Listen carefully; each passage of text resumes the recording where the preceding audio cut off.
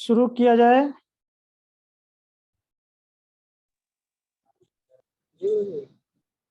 जी ठीक पंकज है जी शुरू करिए। जी। तो हम लोग अभी तक पाली के शब्दों सब पाली के शब्दों के लिए कुछ नियम जो हैं जिनसे हम पाली के शब्द बनाते हैं या हिंदी से हम पाली कर सकते हैं, उन नियमों के आधार पर इसको अभी हम पढ़ रहे हैं। आज भी उसी पे होगा, क्लास आपकी उसी पे है। तो अभी तक जो कल हमने पढ़ा था, अम, जैसे कल हम यहाँ से खत्म किए, एक पल और पहले पढ़े, तो उसको मैं रिपीट नहीं करूंगा कल वाला, नहीं तो ज़्यादातर समय रिपीट में ही जाता है। थोड़ा सा जो लास्ट जहाँ से खत्म किया था वहीं से शुरू करता हूँ। कल हमने बहुत सारे नियम के साथ साथ एक नियम, जैसे यहाँ ये सब कल हमने पढ़े थे, ईश्वर, इसको कल देखा था। और ये भी कल किया था कि था से संयुक्त होने पर या किसी शब्द में यदि था के साथ या हो तो वह आधा च और छ में बदल जाता है। जैसे शब्द हमने यहाँ दिख रहा है आपकी स्क्रीन पर, मिथ्या। मिथ्या पाली में मिच्छा कहते हैं। वो इसलिए क्योंकि यहाँ पर जो थ के साथ जो या है वो था के साथ संयुक्त है, जुड़ा हुआ है, इसलिए इसकी जगह पर, इस जगह पर आधा च और छ हो जाएगा। तो थ जब या से जुड़ा होता है तो थ और या की जगह पे आधा च और छ हो जाता है, तो वो मिच्छा हो जाता है।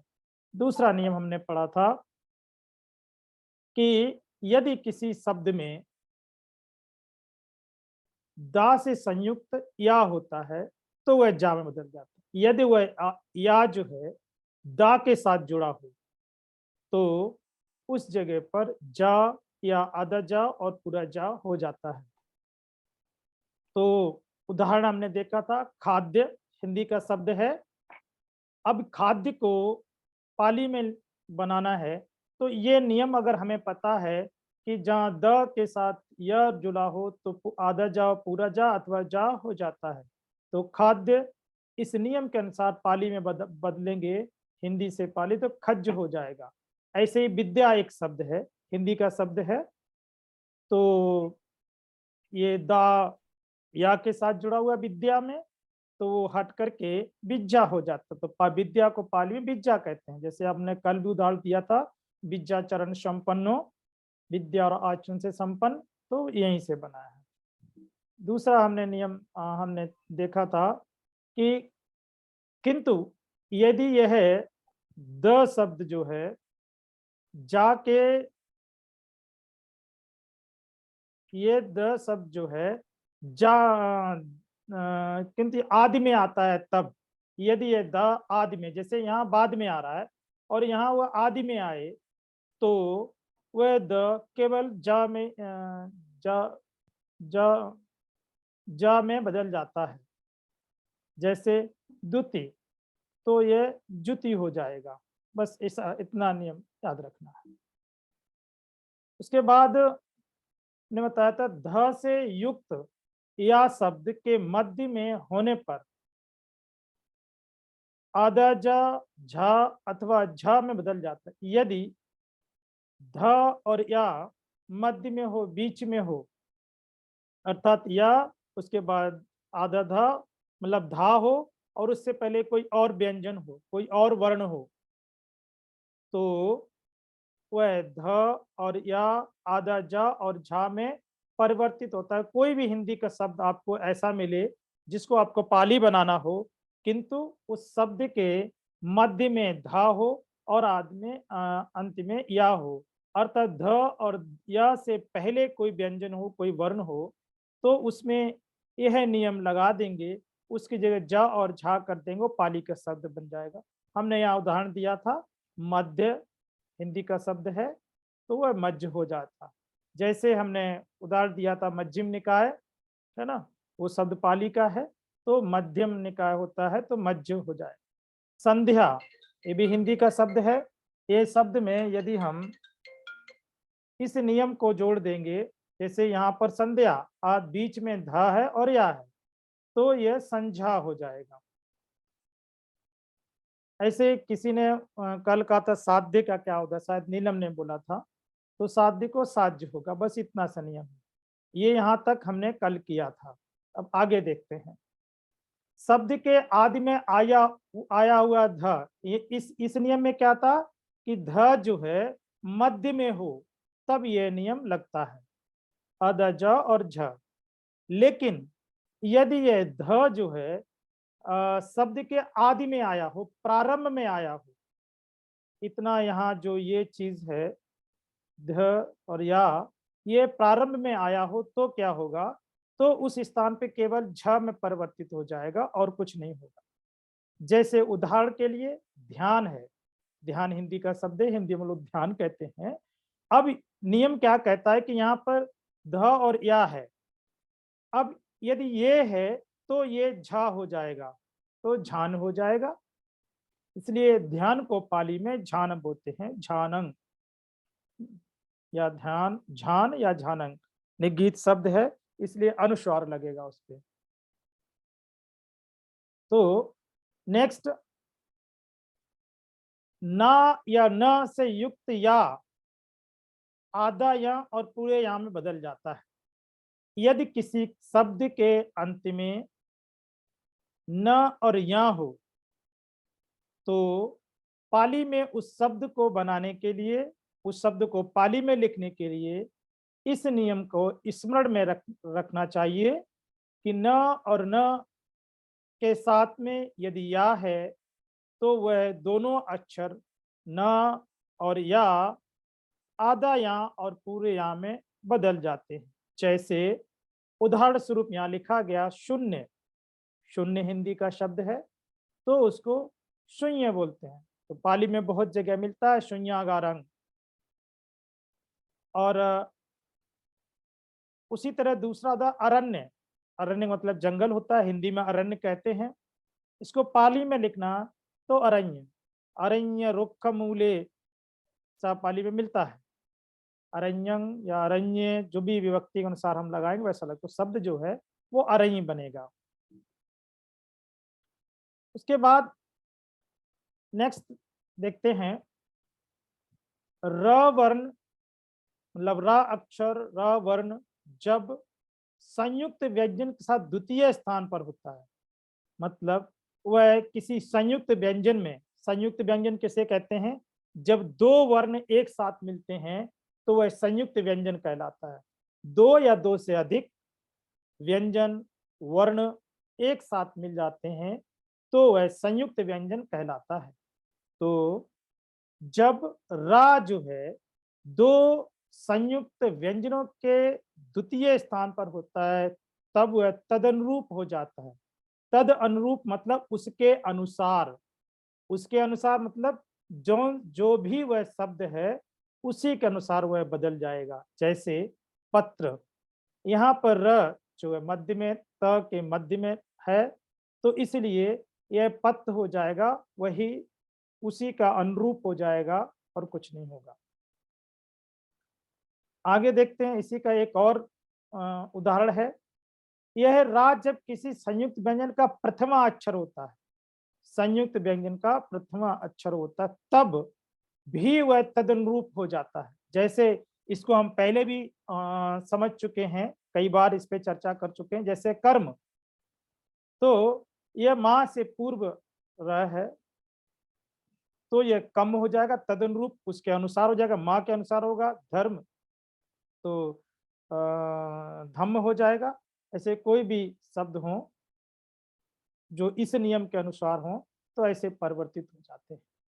बहुत मुश्किल सा नहीं है, थोड़ा सा याद रखने में ये नियम थोड़ा कठिन है। हो सकता है कि ये क्लासेस किसी किसी को बहुत बोर लग रही हों, लेकिन यदि इन चीजों को ठीक से समझ लिया तो आगे जब हम पाली की क्लास करेंगे तो हमें शब्द नहीं खोजने पड़ेंगे। बहुत कम शब्द खोजने से हम काम चल जाए, क्योंकि हम हिंदी भाषी हैं या हिंदी मराठी गुजराती हमारी भाषा है, तो उस भाषा में इस नियम को हम प्रयोग करके पाली के शब्द बना सकते हैं।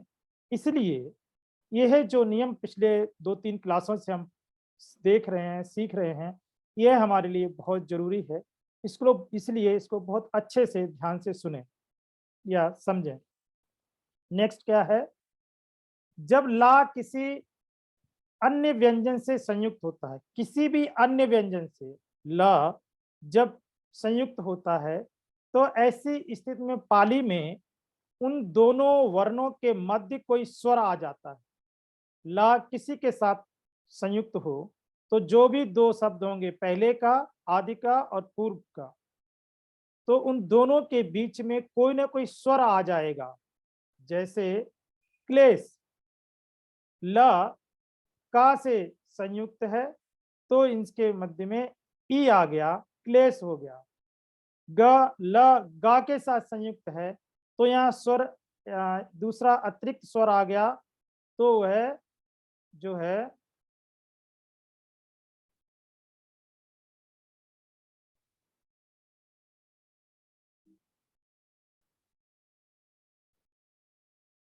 अतिरिक्त स्वर यहाँ आ गया तो गिलान हो गया। ऐसे ही मिलान में ला जो है अतिरिक्त व्यंजन माँ के साथ है तो यहाँ एक स्वर आ गया तो मिलान हो गया, और कुछ भी नहीं करना। तो थोड़ा सा इसको स्मरण रखना कि ला जब किसी भी व्यंजन के साथ उपयुक्त होता है तो उन दोनों के मध्य में एक स्वर का आगमन हो जाता है, बस और कुछ नहीं, तो यह पाली का शब्द बन जाता है। और देखते हैं, आज आवाजें नहीं आ रही तो अच्छा है। ऐसा ही इसी का एक नियम और है, कभी कभी उसी वर्ण के अनुरूप हो जाता है।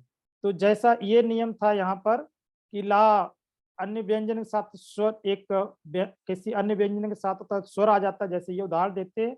देखे इसी का दूसरा नियम है कि कभी कभी वह उसी वर्ण के अनुरूप हो जाता है, जैसा जो वर्ण है उसी के अनुरूप, तद अनुरूप जैसा देखा था। जैसे शिल्प है तो उसी के अनुरूप ये पा ला जो है पा के अनुरूप हो जाए, सिप हो जाएगा। अल्प है तो पा जो है ला जो है पा के अनुरूप हो जाएगा तो अप हो जाएगा। अप मतलब अल्प, थोड़ा तो हम अल्प है ही है, हिंदी तो लिखा ही है यहाँ। तो इस तरह से हम हिंदी से पाली में बना सकते हैं यदि हमको ये नियम स्मरण है। तो जो भी अभी तक 3-4 क्लासें द्वारा ये नियम बताए गए, इनको अच्छे से नोट डाउन करना चाहिए और समय समय पे लिखना चाहिए। ये यहाँ 2-2 3-3 उदाहरण दिए हैं। आप अपने से हिंदी के शब्दों को ऐसे शब्द खोजिए और उसको फिर पाली में बनाकर इस नियम के अनुसार पाली में बनाकर लिखिए, उसका अभ्यास करिए, तो बहुत जल्दी से ये नियम जो है आपको याद हो जाएंगे।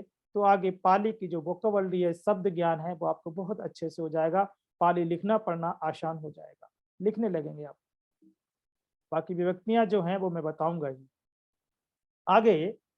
वह अन्य अक्षर से जब संयुक्त होता है तो वह तदनुरूप हो जाता है। उसी तरह से वह जो अक्षर किसी भी अक्षर के साथ संयुक्त हो, मिला हो, बा के साथ कोई भी अक्षर लगा तो वह बा जो है उसी अक्षर के अनुसार हो जाता है। जैसा वो अक्षर है वैसा ही वो भी हो जाएगा, वाह उसमें बदल जाएगा, परिवर्तित हो जाता है। जैसे उदाहरण यहाँ दिया पक्को, पक्को परिपक्व जिसे कहते हैं पक्व, तो यह पक्व हो जाएगा, बाहर जाएगा। चत्तार, चत्वार, तो चत्तार हो जाएगा।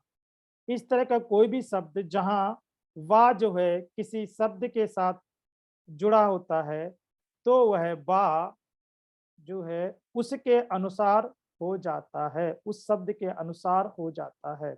जैसे पक्व है तो वहाँ का में बदल गया, पक्व हो गया, यहाँ ता में बदल गया तो चत्तार हो गया। वाह केवल हटा देंगे, बाकी जैसा है वैसा ही रहेगा। कभी कभी वाह अपरिवर्तित रहता है, लेकिन कहीं कहीं पर यह वाह में कोई परिवर्तन नहीं होता है। जैसे द्वार शब्द है, विद्वान शब्द है, त्वान शब्द है इत्यादि, इस तरह के शब्द होते हैं जहां वह परिवर्तित नहीं होता है। उसी प्रकार से कभी कभी बीच में अन्य स्वर आ जाता है। कभी कभी द्व जहां वह होता है अन्य अक्षर के साथ तो उसके बीच में केवल अन्य स्वर आ जाता है। जैसे द्वे, द्वे में भिक्षवे लोग पाली में लिखते हैं, तो वो द्वे जब कहीं अगर उसको करेंगे तो दुबे हो जाता है। द्वार, उसको दुबार भी लिख सकते हैं, ऐसा हो जाता है एक छोटा सा नियम। ये कभी कभी वाले कभी कभी ही प्रयोग करने वाले होते हैं, इसलिए बहुत चिंता की बात नहीं है। तो आगे देखते हैं, चा से युक्त होने पर सा जो है, यह सा किसी भी, ये तो पाली में नहीं होता, हिंदी में होता है, चूंकि हमको हिंदी से पाली की बात करनी है इसलिए ये नियम देखना है। यह सा यदि चा के साथ संयुक्त होता है, युक्त होता है, मिला हुआ होता है किसी शब्द में, तो इस सा की जगह पर आधा चा और छ में बदल जाता है, आधा चा और छा आ जाता है। जैसे आश्चर्य है, तो जहां ये शा था इसकी जगह पर च और आधा सा और चा की जगह पर आधा च और छा, आच्छाय हो जाएगा। क्योंकि ऊपर रा निकला तो इसका द्वैत तो होना ही है। ये ऊपर रा निकला, पहले नियम हम देख चुके हैं, ये उसके अनुसार ये होना ही होना है, इसलिए आच्छाय हो जाएगा। दूसरा उदाहरण देखते हैं, पश्चिम हिंदी का शब्द है। अब हमारा नियम क्या है कि जहां पर ये सा चा के साथ जुड़ा हो, संयुक्त हो, तो उस जगह आधा चा और छा हो जाएगा। यहां पर हम देख रहे हैं पश्चिम शब्द में श और चा आया है, ये दोनों संयुक्त हैं एक साथ। यहाँ पे एक साथ होने की वजह से, स और चा को एक साथ आने की वजह से यह नियम लगेगा, और उसके अनुसार जब पश्चिम को पाली में लिखेंगे तो पश्चिम हो जाएगा। पश्चिम यहाँ दिशा पूरे ऐसे पाली में। जी डॉक्टर साहब कुछ बोला आपने, डॉक्टर अरविंद? नहीं सर, सुन रहा हूँ, मैं सुन रहा हूँ ठीक से। अच्छा ठीक है। तो इस तरह से है। चत्वार का अर्थ क्या होता है? चत्वार चार, हम नहीं समझ पाए। चत्वार चत्तार यार, ये सब जी, चार लिखते हैं, चार से होता है गिनती। हिंदी का हाँ तो वो चत्वार। हिंदी का वही अर्थ है ना, ये तो पाली में लिखा ना। चत्वार कहीं कहीं लिखते अच्छा। हैं, चार लिख के लिए चत्वार। ओके। तो आगे देखते हैं, आज थोड़ा ठीक है, आवाजें कम है तो अच्छा लग रहा है, कंटिन्यू हो रहा है। तो ये इस नियम को हम पहले भी बता चुके हैं, लेकिन फिर भी कंटिन्यू में आ रहा है तो देख लेते हैं। तो जहां छ होता, चूंकि पाली में छत्र ज्ञान नहीं होता है, तो जिस शब्द में छ आता है तो वहां पे क और ख हो जाता है। कहीं कहीं ये केवल खा भी होता है, कहीं कहीं ख, कहीं कहीं क ख होता है। जैसे चक्षु, चक्षु मतलब आंख होता है, चक्षु को पाली में लिखेंगे तो चक्षु। और भी मैंने उदाहरण दिया था उपेक्षा, तो वहां उपेक्षा उपेक्षा हो जाती है, अपेक्षा तो अपेक्षा हो जाता है। ऐसे कोई भी शब्द हो जो हिंदी के शब्द हो, रखितानंद बंद करो, म्यूट करो माइक। तो ऐसा कोई भी शब्द हो जिस शब्द में छा प्रयुक्त होता हो, जहां भी छा हो तो उसको वहां पर आधा का और खा लगा देंगे। और कहीं कहीं या फिर कभी कभी छ जो है छ में भी बदल जाता है, छ अथवा आधा छ में, च और छ में बदल जाता है। जैसे क्षमा, तो क्षमा जो है वो इस तरह से क्षमा लिखा जाएगा, छ यहाँ नहीं हो, क्षमा लिख सकते, तो ये हो जाएगा। और री नहीं होता है पाली में तो रिच लिखेंगे, रीच, रीच बोलते हैं ना, रीच, रीच मतलब भालू होता है शायद, रीच भी बोलते हैं हिंदी में, भालू भी कहते हैं। तो उसकी जगह छ, और ये तो होता ही नहीं, यहाँ तो आ आएगा, तो उसको छ की जगह आधा च और छा लेके अच्छ होता है पाली में। तो इस तरह से हम लिखते हैं। तो आगे ये नियम दूसरा देखते हैं, यदि क्षमा के बारे में थोड़ा बताइए। क्षमा को क्षमा बोलते, क्षमा बोलते हैं? नहीं, जहाँ छ होता है वहां छ शब्द आ जाता, तो क्षमा खंती भी बोलते हैं, कहीं कहीं पाली में खंती भी लिखा जाता है और क्षमा भी लिख सकते हैं। इस तरह इस नियम से तो हम ऐसे लिख सकते हैं, ये गलत नहीं, इस नियम के अनुसार नहीं। कुछ कुछ शब्द ऐसे होते हैं जो हम ग्रामर के अनुसार लिखते हैं, और कुछ कुछ शब्द जो हैं जो हम पाली में किसी भाषा में ऐसे ही लिखते हैं, बोलचाल वाली भाषा लिखते हैं। जब साहित्यिक रूप से पाली में लिखेंगे तो उसको क्षमा के रूप में, उसको क्षमा ऐसा लिखने से सही हो जाता है। जी थैंक क्योंकि यू। ये ग्रामर का नियम है।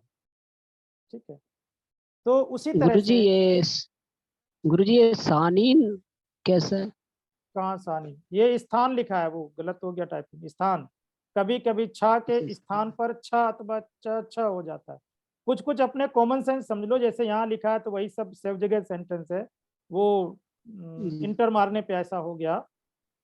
तो जी जी यदि स वर्ण, श शब्द, श अक्षर ट और ठा से संयुक्त होता है। स शब्द यदि टा अथवा ठा के साथ मिला हो किसी शब्द में, तब उसके स्थान पर ठ हो जाता, आधा ट और ठा आ जाता है। इसको जैसा ये लिखा है, इसको आधा टा और ठा पढ़ते हैं, टा के नीचे ठा लगता है तो आधा टा और ठा पढ़ा जाता है। तो जैसे अष्ट है, अष्ट मतलब 8 गिनती वाला है, तो अट्ठ हो जाएगा। पृष्ठ मतलब पन्ना, पेज, तो पृष्ठ को लिखेंगे तो पिट्ठ हो जाएगा। ऐसे ही यदि सा प या का से संयुक्त हो, यहाँ पे क्या था, सा टा और ठा के साथ जब संयुक्त होता है तो वह आधा टा और ठा बदल जाता है, जैसे अष्ट या पिट्ठ। लेकिन यही सा यदि पा या का के साथ संयुक्त होता है, मतलब टा ठा न हो, पा और का के साथ सा मिला हो किसी शब्द में, तो उसके स्थान पर, ये जो टाइपिंग मिस्टेक यहाँ उके नहीं है, उसके पढ़ना, इसको आप लोग सही कर लेना, उसके स्थान पर आधा पा और फा हो जाता है। जैसे पुष्प, इसको पाली में पुष्प, पुष्प राशि माँ बोलते हैं, पुष्पराज, पुष्प राशि। तो पुष्प शब्द पाली में बहुत है, पुष्प बग्गो, धमपद में एक पुष्प बग्ग है, उसके सभी गाथाओं में ये पुष्प शब्द आया, तो पुष्प है, पुष्प वर्ग। तो ये उदाहरण है, किसी भी शब्द में शा की जगह यदि पा मिल जाए हिंदी में, तो हम उसको पाली में लिखें तो शा और पा को हटा करके बाकी को ऐसा ही रहने दें, आधा पा और फा कर देंगे, तो वह पाली के शब्द बन जाए। जैसे निष्फल हिंदी का शब्द है निष्फल होना, तो उसको पाली में करेंगे, नी ऐसा ही है, आदि और अंत ऐसे ही है, बीच में शा फा के साथ आया है, तो हमको शा आ गया, तो हमको यहाँ पर निफलंग ये हो जाएगा, तो उसके संयुक्त होने पर ऐसा हो जाता है। उसके बाद नेक्स्ट नियम है, यदि सा शब्द जो है का या खा से युक्त होने पर, सा शब्द यदि का या खा से युक्त हो होने पर दोनों ही संयुक्त वर्ण के आधा का या आधा का और खा में बदल जाते हैं। दोनों ही अक्षर सा का या खा से युक्त होते हैं, तो दोनों अक्षर आधा का, पूरा का अथवा का और खा में बदल जाते हैं।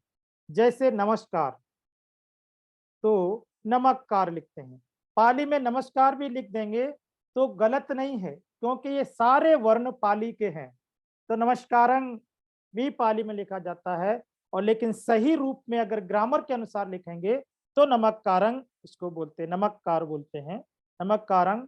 और वैसे अगर हम नमस्कारंग ऐसे बोल देंगे तो गलत नहीं है, क्योंकि सारे नमस्कार शब्द के जितने वर्ण हैं वो पाली में मिलते हैं। तो इसी तरह से लिखा भी जा सकता है, तो कहीं कहीं ऐसा भी लिखते हैं, पर हमारे व्याकरण के अनुसार हम लिखेंगे, इस नियम के अनुसार हम लिखेंगे तो नमककार लिखेंगे। पुरस्कार शब्द है, आप लोग बड़े फेमिलियर हैं पुरस्कार से, तो पुरस्कार को पाली में लिखेंगे तो पुरखार, पुरस्कारंग पुरखारंग लिखा जाता है। पुरखारंग दाती पुरस्कार देता है, अहंग पुरखारंग लभामी मैं पुरस्कार प्राप्त करता हूँ। हाँ, तो ऐसे पुरस्कार को पुरखा लिखा जाता है। संत जी साहब इसको पुरस्कार नहीं बोल, नहीं, ये मैंने क्या कहा, कहीं कहीं का और या अथवा का और खा में, इसलिए दोनों का एक एक उदाहरण दिया है। इसलिए पुरस्कार को पुरस्कार बोला जाता है। दोनों दोनों दोनों चीज का एक एक उदाहरण दिया है। डॉक्टर अरविंद जी, अरविंद गौतम जी, आपको समझ आ रहा है डॉक्टर साहब? आज पहली बार आप हैं यहाँ।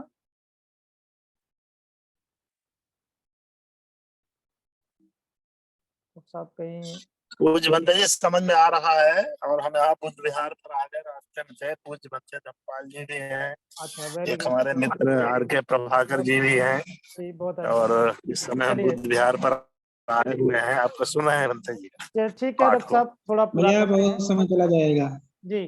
तो आगे आगे हम देखते हैं, यदि सा यही सा, यहाँ पे क्या देखा, सा का या खाक से युक्त होने पर तो क और खा से या का खा बदलता है, लेकिन यदि यही सा ता या था से संयुक्त होने पर, जब सा ता या था के साथ होता है तो आधा ता और था में, डॉक्टर साहब म्यूट कर लें प्लीज, तो यस, ये आधा ता और था में बदल जाता है। इसको याद रखेंगे, सा ता या था के से जब जुड़ा हुआ हो तो उसके स्थान पे आधा ता और था हो जाता है। जैसे पुस्तक, हम लोग देखते हैं पुस्तक को, पुस्तक में क्या है, ये सा है और ता के साथ संयुक्त है, ता के साथ जुड़ा है, ता या था के साथ हो तो यह आधा ता और था में बदल जाएगा, तो आधा सा और ता ये परिवर्तित हो जाएंगे और पोथक हो जाएगा। तो पोथकंग, पाली को पोथकंग हो जाता है। तो हम लोग अभी जब वाक्य बनाना पढ़े थे, अभी शुरू में जो हमने छोटे छोटे वाक्य बनाना सिखाया था, तो मैं उसमें लिखा था कि मैं पुस्तक पढ़ता हूँ। तो हमने क्या किया, अहंग पुस्तकं पठामि, तो पुस्तक शब्द आया था। मैं पुस्तक लिखता हूँ, अहंग पुस्तकं लिखामि, वे पुस्तक पढ़ते हैं, ते पुस्तकं पठन्ति। तो ऐसे हम लोग तो पुस्तक पाली पुस्तक को पुस्तक बोलते हैं। ऐसे ही यदि शब्द के आदि में आधा स और था आए, यह जो सा और था, यह यदि जो ये सा और था की बात कर रहे थे, यदि ये तो मध्य की बात थी, मध्य में संयुक्त हो, किसी के अक्षर के साथ में सा के साथ संयुक्त हो, लेकिन यदि ये सा और था आदि में आए, प्रारंभ में हो, तो उनके दोनों, इन दोनों सब वर्ण की जगह पे केवल ठ हो जाता है, परिवर्तित हो जाया, बदल जाता है, तो मेरा पाली के शब्द बन जाता है। स्थानंग और ठानंग, उसको स्थानंग को ठानंग कहते हैं, जैसे स्थान है इसको ठानंग कहते हैं।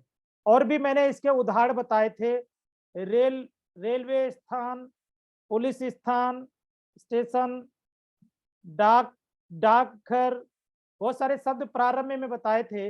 यदि आप लोगों को याद होगा तो, किसको किसको याद है पता नहीं, मैंने बताया था पुलिस ठानंग ना, रेलयान ठानंग, रेलट ठानंग बताया था, है ना। तो ऐसे ऐसे शब्द मैंने बताए थे, तो वो इसी नियम के आधार पर वो शब्द बने थे। जैसे क्या था कि शब्द में स और था यदि प्रारंभ में है, शुरुआत में है, तो उन दोनों स्थान को रिमूव कर दो, उसके जगह ठा लगा दो, पाली का शब्द बन गया ठानंग। यमट ठानंग, इस यमंग ठानंग, इमट ठानंग अहंग, इमट ठानंग अहंग पठामी, मैं इस स्थान पर पढ़ता हूँ। ऐसे हमको जब लिखना हो कि इस स्थान पर या उस स्थान पर, जहां इस शब्द का आए तो सीधे ठा लगा दी, किसी भी शब्द में हो। स्थान तो एक उदाहरण स्वरूप है, कोई भी शब्द हो जिस शब्द के प्रारंभ में स और था हो, तो उसकी जगह केवल ठा लगा देंगे और हमारा पाली का शब्द बन जाएगा। किंतु कभी कभी यह स और था खा में पड़ता, कभी कभी की बात है, किसी किसी शब्द में। प्राय नियम यही लागू होता है, किंतु कहीं कहीं कुछ इस शब्दों में स और था जो है, ये स और था खा में परिवर्तित हो जाता है। जैसे स्थानु तो खानु हो जाएगा। और किंतु यदि स और था कभी कभी अपरिवर्तित रहते हैं, स और था जब होता है तो वह अपरिवर्तित, जैसे एक शब्द है मस्त, तो वह अपरिवर्तित रहता है, उसमें कोई बदलाव नहीं होता है, ये ध्यान रखने वाला है। श और त, यहाँ पे क्या था, स द और था, लेकिन त जैसे हमने इस नियम को देख रहे थे, त सा से पहले ता था आने पर, तो हमने इसके भी अपवाद क्या देखे कि स और था आएगा तो ये हो जाएगा। पहले त या था कुछ आ रहा था तो त थ में बदल रहा था, लेकिन सा के था यदि था आ रहा है तो वो आदि में आ रहा है तो ठा में बदल रहा है, और कभी कभी खा में बदल जा रहा है। लेकिन यदि यही सा ता के साथ हो तो वह अपरिवर्तित रहता है, उसमें कोई बदलाव नहीं होता है। जैसे उदाहरण हमने लिखा मस्त, उसी प्रकार से यदि स था के साथ हो तो कभी कभी ये ठा, जैसे यहाँ लिखा स ठा में परिवर्तित हो जाता है, यहाँ ठानंग हो जाता है, लेकिन कहीं कहीं आधा ट और ठा हो जाता है। यहाँ केवल ठा हो रहा था तो कभी कभी आधा ठा हो जाता है। जैसे अस्थि, हड्डियां, हड्डी, अस्थि को पाली में अट्ठी लिखते हैं, तो ऐसा हम उदाहरण देख सकते हैं। ऐसे कुछ और देखते हैं, आज अच्छा रहा। किसी शब्द के मध्य में स्थित प स हो, आधा प और सा हो, कोई भी शब्द हो, तो वह उसको पाली में बनाने के लिए इस प और सा की जगह पर आधा च और छ हो जाता है, बस इतना ही है। जैसे उदाहरण हम देख लेते हैं, अप्सरा, तो पाली में अप्सरा को लिखना हो, इसका पाली करना हो तो नियम क्या है, प स की जगह च और छ हो जाएगा। तो इस उदाहरण में आप देख रहे हैं, इसमें कुछ भी नहीं किया गया, आ वैसा ही है। यहाँ पर प सा में पाली का नियम लगा दिया तो च और छ कर दिया, और अक्षरा होता है, ये बीच में मिस्टेक आ गया, डंडा आ गया, अक्षरा होता है तो उसको अक्षरा बोलते हैं पाली को। ये डंडा नहीं होगा, इसको आप लोग ना समझिएगा क्योंकि यहाँ नहीं है, ये आ गया, मिस्टेक हो गई टाइपिंग में, तो अक्षरा होता है। जुगुप्सा, जुगुप्सा बोलते हैं ना भूख, भूख लगने को, तो उसको लिखेंगे तो जिगिच्छा लिख देंगे, प और स की जगह पर आधा च और छा हो जाएगा, बस इतना करना। आगे, किंतु यही शब्द प और स जो है, यदि यह शब्द जो है आदि में हो, प्रारंभ में हो, तो स्प, स और प के स्थान पर, ये भी इंटर की वजह से गड़बड़ हुआ, पर फा हो जाता है। जैसे स्पर्श, स्पर्श होना, टच जिसे कहते हैं, स्पर्श, स्पर्श को पाली में फस बोलते हैं ना। ये बौद्ध दर्शन में बहुत जगह आता है स्पर्श, स्पर्श वेदना, तन्ना वेदना, ये स्पर्श जो आता है, फशो वेदना, तो फश शब्द लिखा जाता है पाली में। अय्या जी को बहुत अच्छे से पता होगा, पाली बहुत पढ़ती हैं। जी स्पंदन, भगवान। ये स्पंदन, स्पंदन मतलब जो पंदन, ये पंदन होना चाहिए ना। अरे यहाँ आधा गलती से हो गया, आधा ना, ये इंटर करने में गड़बड़, ये आधा ना होगा, ये पूरा ना नहीं होगा, फा के बाद आधा ना होगा, तो यहाँ कुछ नहीं करना, हमने कुछ करना ही नहीं है, परिवर्तन कहाँ है। इस पर आधा सा और पा की जगह केवल फा जोड़ देना, बाकी वही है। स्पंदन, स्पंदन बोलते हैं ना, स्पंदन मतलब जो वाइब्रेशन होती है अंदर, जी तो स्पंदन। फंदनंग चपलंग चित्तंग, फंदन हम लोग पढ़ते हैं ना, फंदनंग चित्त, चित्त भग में बहुत जगह और भी बहुत जगह आया है ये स्पंदन शब्द।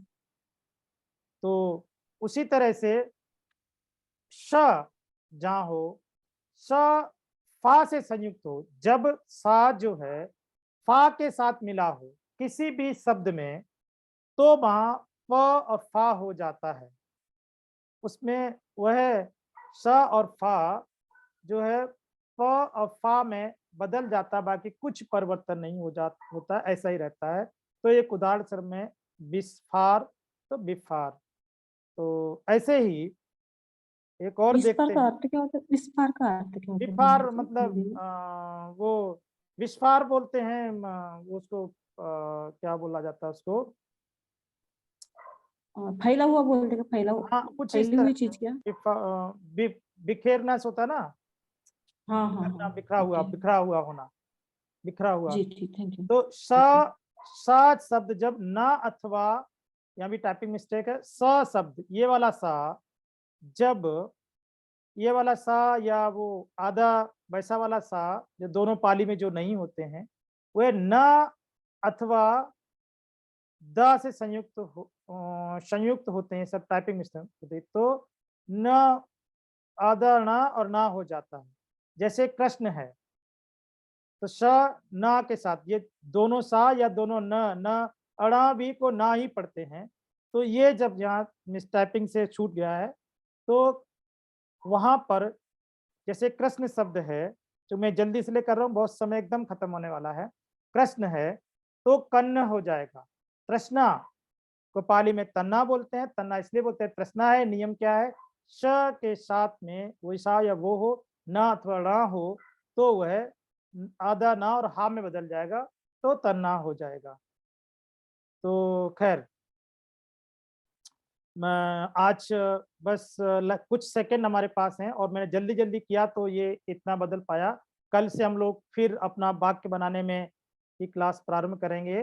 तो मुझे उम्मीद है कि सभी लोगों को समझ आया होगा अच्छे से।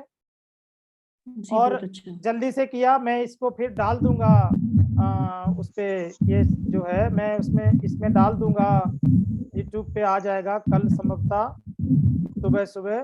तो आप लोग इसको फिर से देख करके इन शब्दों को नोट कर लें, क्योंकि ये बहुत महत्वपूर्ण शब्द हैं और ये याद करना बहुत ज़रूरी है, इसको स्मरण रखना बहुत ज़रूरी है। ये स्मरण में रहे तो हिंदी के शब्दों को पाली हम बहुत अच्छे